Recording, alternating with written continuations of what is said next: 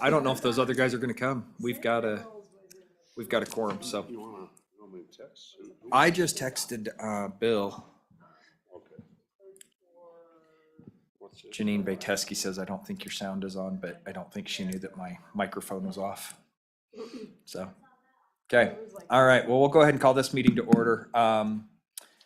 So I'm going to rely a little bit here on Representative Harshman, who's going to be certainly the longest serving person on the committee, but just as the only returning member beyond that, I'm going to go ahead and take the reins for right now. We've got a couple of things to discuss up front. First one is, there we go. We got two of the three we're missing. We don't typically, do you want to call roll for this since we? Does this count for our quarterly? It does, meeting? yeah, so we should Any probably, action, we need to call roll. yeah. We're live.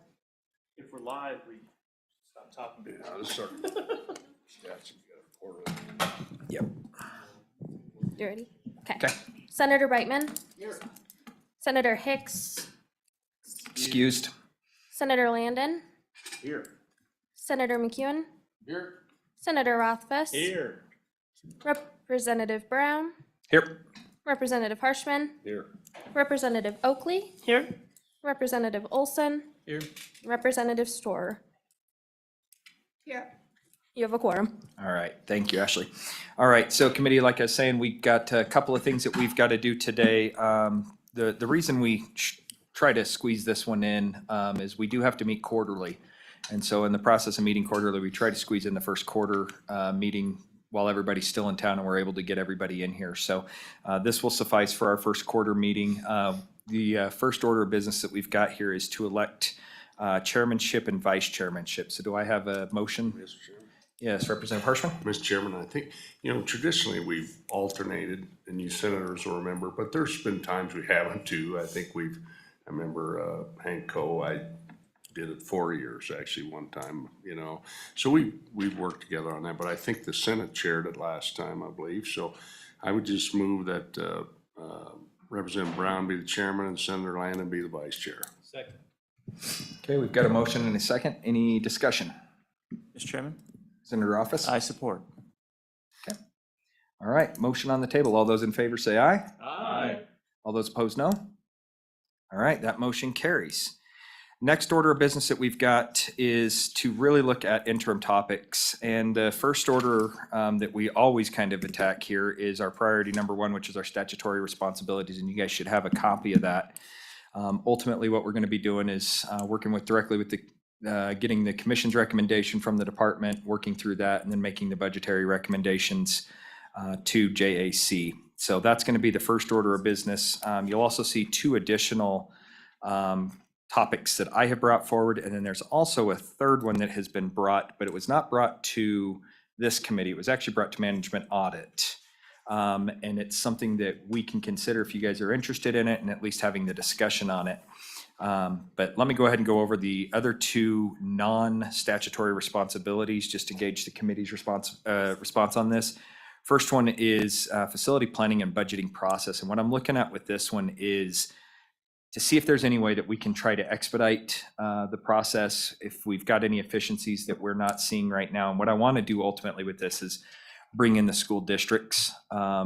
We certainly want to hear from the department and the commission, but if there's an area that we're failing our districts on, we want to hear about it and where we can try to streamline that process. And this does kind of fit in line with the other proposed topic that was brought in from the Wyoming School Boards Association that is ultimately a top-down look at what the process actually looks like. So I think we can combine these two into one total topic, but I do think it's probably incumbent upon this committee. It's been a while since we probably looked at the entire process top to bottom and seen if there's any efficiencies that can be had. So any discussion on that?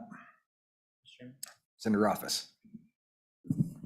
One part of that that's always been, two parts that have been challenging. One is the structure of the component versus the major maintenance versus the building, and the fact that those are more often in competition than they are in concert. So I think it would be good for us to take that into consideration.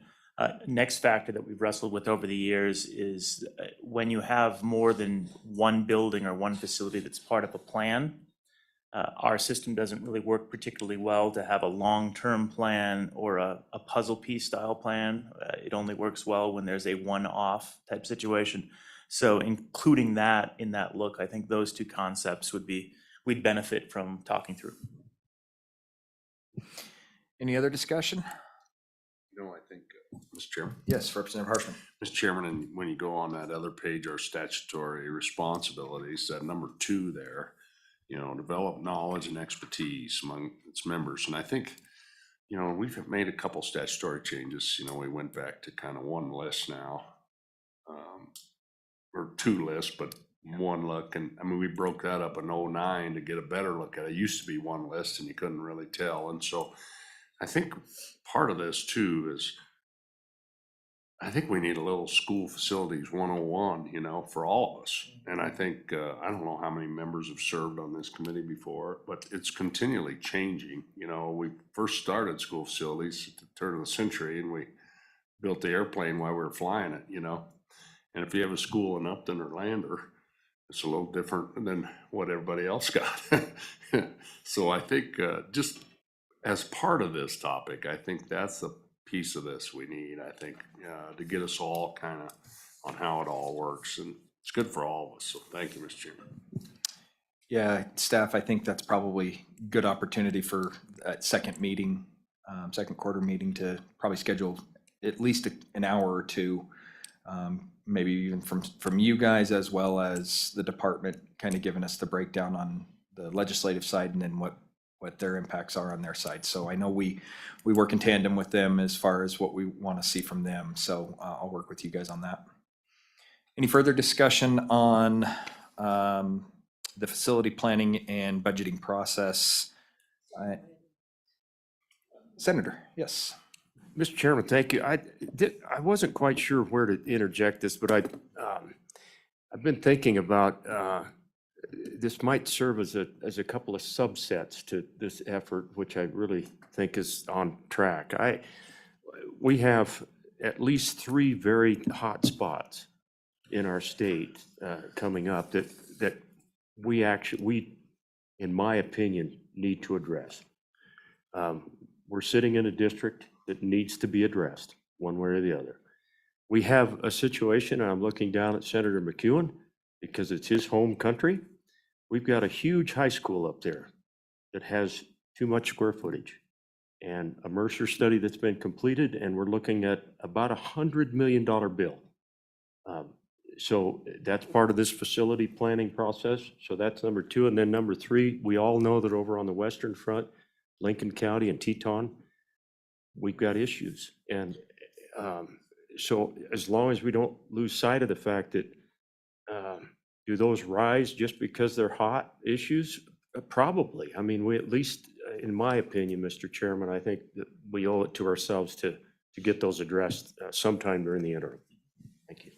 Thank you, Senator. I think that's a good point. You know, everybody saw the budget, also saw some schools that were originally in the budget for up in the Teton area, and then a couple down here as well. And it's to the good senator's point that we've certainly got areas that we need to structurally look at, and whether or not we're meeting our obligations to those students, and that's ultimately what we've got to focus on. So I think certainly we can interweave this in that entire package and make sure the entire process looks good. So any discussion? Yes, Representative Storr. Thank you, Mr. Chairman. I would just say, from watching from the outside, that it just shouldn't be so hard to build a school, even with the constraints that the state has. I really do think we can do better. Well, Representative Storr, I tend to agree. It was a lot easier when we had Coley's bonus money, but yeah, there's certainly some efficiencies, and I think that's what this topic kind of being brought forward, not only by myself, but talking with some of the districts throughout the state. I think they all kind of feel the same way, that there's probably some efficiencies in state government that we can work on, and we'll work through the process in the interim to figure that out. So second one that we'll bring up here is facility implications on charter schools. And I've talked with Tanya on this.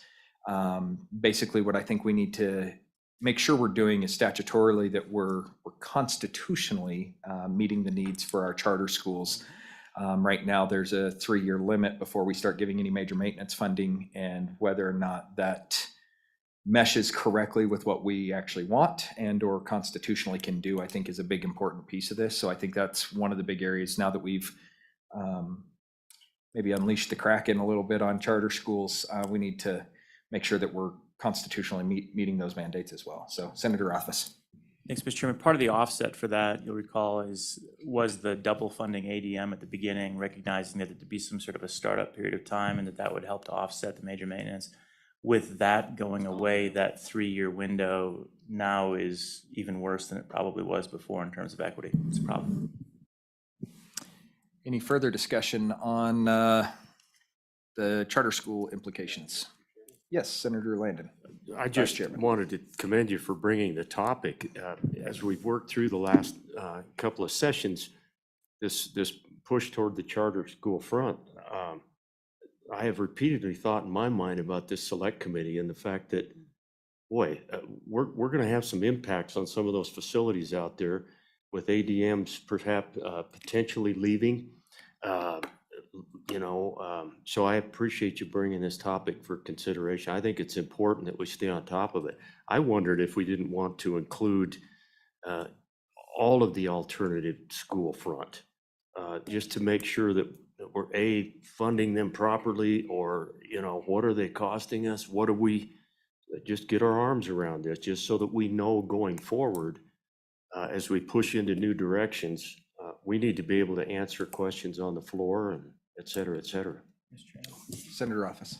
And one thing that this gets into, and I don't know if new members are aware of this calculation approach, but part of the calculation for major maintenance actually includes a consideration of the ADM for the school. So you would think that a school would just have its major maintenance based on the square footage, but that's not the case. So there's a calculation that includes both. If you reduce the number of ADM at a school by taking students away and putting them in a different school, you end up decreasing the major maintenance funds available at the original school. And we've complained about that. Yeah, we've complained about that for years as being a bad policy. Now, with a few new charter schools coming online, we probably need to solve that and actually tackle it. So I think that's one of the things that we need to get to, is implications for major maintenance as well as for the new additions of schools. Excellent, I agree. Any further discussion on the charter school side of things? Okay.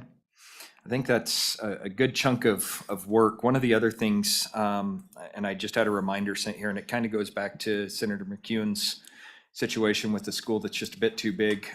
We've also got another school up in the northern part of the state that's got that immediate remedy that probably needs to be addressed, right? So we need to look at that school and find out whether or not we can, I don't know if we can make an exception, if we want to call out an exception, Gillette.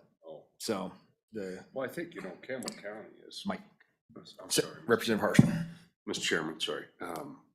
Campbell County is, part of that square foot thing is. Yeah.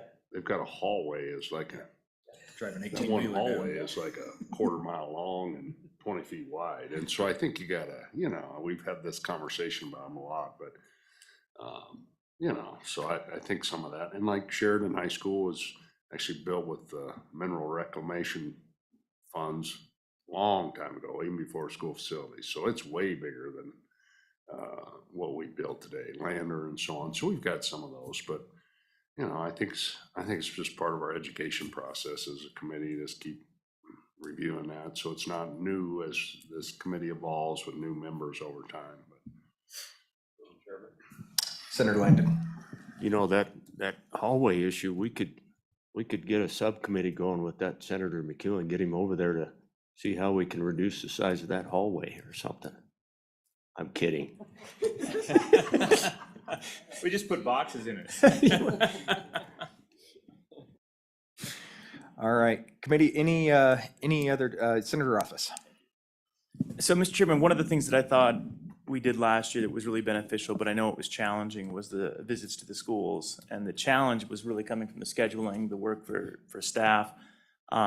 So there was a lot of additional workload. At the same time, I think there was value to it. So I guess what I would encourage for the co-chairs to do this year is maybe a repeat performance, but perhaps a scaled down repeat performance, a thoughtful approach to it, so that we do have the opportunity to look at a few schools, but recognizing the additional time, availability of membership. If there's only going to be a couple people, it's probably not worth it. But I think I attended all the days, if I'm not mistaken, and it was really valuable for me. Yeah. I do know that when we were able to attend them, the people that were able to attend them did find them useful. I will say what that typically does, it does put a pretty heavy duty burden on staff to get it all wrangled up, but then also it was an extra half day for the most part, that we either were not working in here. And so I guess I would gauge the committee's, interest in that before deciding as a chairman whether or not we want to go forward with that. I do think that they're valuable, and it also depends upon which communities we head to too. So any thoughts, questions? Yes, Representative You know, Hirschman. kind of this conversation, I mean, springing a couple of those tours were about really remodels, and kind of, I think, thinking about in a constrained budget with the loss of Polish bonus money, we really just have the, state royalties and the 0.45% of the SIPA. It's not enough, but as far as, so that part, I think that was the gist of it, was try to find a less expensive solution, number one on that. And then, before I forget, just maybe at the end, are we gonna kind of decide on dates, maybe talk it out here while we're all here, and if we have the calendar or not? I don't know. Staff, what do you guys think? Do you have? Staff, do you guys have a calendar right now? Ashley does. Okay. Awesome. I do think that's probably worth looking at. Okay, thank you. Probably not a bad idea. We may not have them set in stone at this point, but at least have a decent look at them. Matt? Mr. Chairman, the one thing that might be challenging is outside of Cheyenne and Casper, if we have video capability to stream the meetings and have that public participation via Zoom. And, we are in the process of streaming our meetings. And so once we go outside of those two communities, we'll have to look at the availability of, I think we've contracted with the PBS to do those. So if it's, if we go to Tinsley to look at the new school there, or look at challenging situations up in Gillette or Teton County or Lincoln County, we'll have to identify if there's available meeting space that can stream meetings, or if we can contract with PBS. Thanks, Matt. I do know that an invitation was offered last year up to the Gillette area to at least take a look at it. And I think Gillette would probably be one of those areas that we might be interested in taking a look at if the community's interested. Love to see this hallway. I want to see the hall. Yeah, let's do our meeting in the hallway. I don't think that would be a problem. I've been on that hallway, so. Mr. Chairman, how are we coming on that little school up north? We could, that's quite a ways out there, I think, but we just built a little school up in that neck of the woods too. We could always go out there for lunch. I'm just kind of semi-kidding, but I think that's a good suggestion to get up in that part of the world. And I will say the past couple of years, as staff indicated, it's easier. Casper's typically been the home base, a little bit closer for everybody. But if we go outside of Casper for one of them up to Gillette, I think we could probably find something at Gillette College. Yeah, I'm thinking they would probably have that. So probably consider one of those. And then we typically do the last meeting here in Cheyenne. So that kind of gives us 3 meetings in 3 different communities. I'm sure we could probably find something there. Mr. Chairman? Sure. Senator I Landon? just thought of something that I meant to throw out, and it can be thrown underneath our facility planning and budgeting processes. There's a piece of this that we've really never entertained very much, and that is, what if a community can step up? We've talked, some communities have some reserves that they can kick in and some things like that, but we've never formalized anything that says, if a committee steps up, that's probably going to factor in. So I just didn't want to forget that. Maybe we can touch on that issue as we go along through the interim.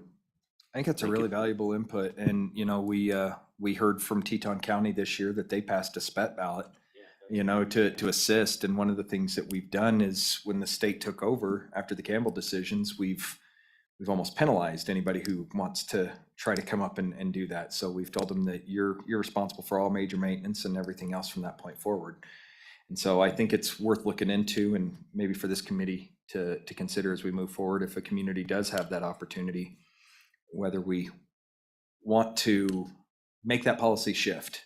So maybe look at that as we're moving forward, and I don't know quite how that would go constitutionally either, so worth looking into, I think, and I agree, this falls underneath that top-down, full approach. So, committee, any further discussion on interim work as far as locations go? Dates, it kind of depends. I'm thinking if we did 1.5 days, if we did a half day and scheduled the meetings for after school or something like that, so we can get in there and not bother the teachers and or students to tour them. And then following day, it's kind of what I'm thinking would be about the only way we could do it without really putting a burden on the school district too. And then just about everybody else by then is traveling to those locations that night. So that's kind of what I'm thinking, is doing them in the afternoon, 3:30, 4 o'clock, do a quick hour and a half, and then go into the next day. So I'm thinking a day and a half. Do we have some potential dates out there that we don't have conflicts with? So, Mr. Chairman, when we were discussing dates, we were looking at June 27th and 28th. However, we're still waiting on final dates from revenue on whether or not that will conflict. This is a challenging for me. Yeah. A little of everything. So if it's in the afternoon, that might change things. And then we also, June 29th is not double booked with anything either. So that would be that first meeting. Second meeting has to come after September 1st when the school facilities report is due. And we had identified September 7th and 8th. And then for this last meeting, we have to meet prior to November 1st to get the recommendation to the governor. And so we had identified October 23rd and 24th. I know we usually do really close to the end of October to try to give as much time as we can, so. Committee, with those proposed dates, it looks like staff has done the enviable work of trying to find these dates. So I imagine without any serious objection, I would say go ahead and pencil us in for those dates. And what I would say, the only one that I think we got to wait on is our good chairman of revenue here to. I think that 29th, like, if you want to do some tours on the 28th and then the 29th, and then the revenue's got a couple dates in June, I think we've said, if we could kind of schedule them in the same place. Yeah. Well, you and I can work on that if the Chairman Biteman and chairman. anybody Biteman down else, there and is- Vice Chair Oakley is on revenue. And who else? And you're on revenue as well. And you're on like the revenue. revenue Yeah, so it's all of us, so half the committee, just have them in the same town, so. Yeah. and that's Sounds the like if we June. stay away from revenue, we're doing pretty well. Maybe that'd be Chairman. maybe that'd be a nice, Campbell County, You guys if want you to do that? want, and then Casper. Casper in September? Yeah, let's do Campbell County in June. That would be the best. All right, so as it stands, staff is taking care of me. You guys are quick. Is that 27, 28, or 28, 29? It'd be 28, 29 for us. So 28, evening of the 28th, mid-afternoon would be tours up in the Gillette area. And then the 29th would be the actual meeting. And then September 7th, we would have, so that would be Campbell County. Then September 7th, we would do Casper. We'll look at some tours on the evening of the 7th, meeting on the 8th. And then here in October, the 23rd, we would do a tour or two, with the 24th being the meeting. So that works for everybody else. We'll pencil those dates in with staff. And staff, do we have any other business we need to tend to at this point? Okay, nothing from the staff. Any other further business? All right, thank you guys, and look forward to seeing you guys in June when we get going here. So with that, we're adjourned. Thank you. Go team.